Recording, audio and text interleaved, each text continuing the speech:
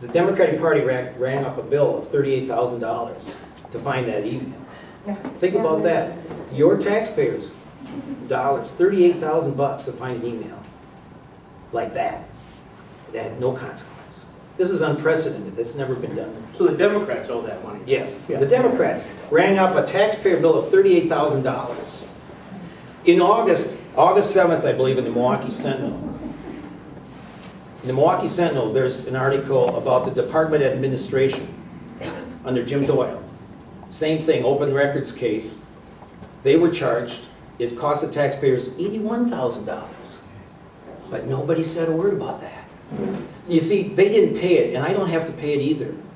But I stepped up to the plate and said, I'm not, just because we didn't produce an email that said we're going to have coffee and donuts, that was my responsibility. You see, remember I was talking about personal responsibility? Yeah, I agree with you. So I stepped up and I paid it. But nobody like Jim Doyle ever said. So that $38,000 was paid back already in full? I didn't say that. You just I said I committed that I will pay it back, yes. Okay. You want to help? I just asked when. I didn't ask why it happened, I just asked when. I don't have to pay it back. Okay. I committed to paying it back.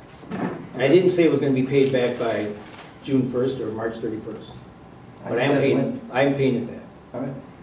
Now, you ought to ask your friend Jim Doyle if he's going to pay back the $81,000. I don't know Jim Doyle, that's not my problem. Okay. Thanks. Okay, thank you. Any other questions? Yes, sir. Wait a minute. When you get to Washington, you got two choices. You got to cut spending, or you got to find some other way to tax. Yeah. Now, there's a lot of discussion right now about value-added tax. That's the only thing that I see that the government has left to do that they can actually make money from. They say that a 1% value-added tax will create $1 trillion in 10 years.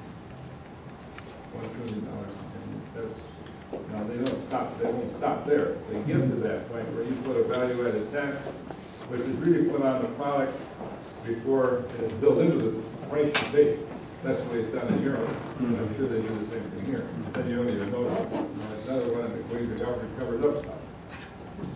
So, are you going to fight for getting rid of expenses? Try to get spending down, and you're going to fight the DAO, you added a tax. Oh, yeah.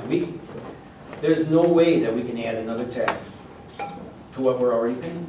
You just can't do it. And the only way you're going to do this is as I suggested earlier, cut the spending. And people in Lynxville said, yeah, we'll do that. We'll cut the spending. Cut the spending and give people opportunities to grow in their businesses and provide jobs. And that's the only way we're going to dig our way out of here. You're not going to dig your way out of here by continuing to spend money and continue to tax at a higher rate. You're sucking from the private sector, and the private sector can't take it. You know, Paul Harvey said when I was a kid, my dad used to listen to Paul Harvey, and Paul Harvey said, you can't have more horses in a wagon, you got to pull them. That's what we got. And that's where we're at. That's where we're talking about the 50% thing. We're over that. And you're going to have a smaller number of people supporting the rest of us. Yes?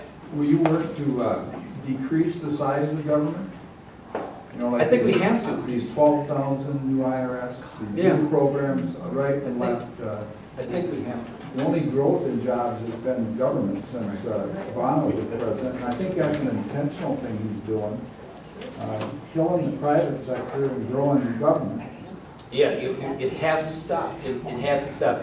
And the people have to stop demanding more of the government. Like.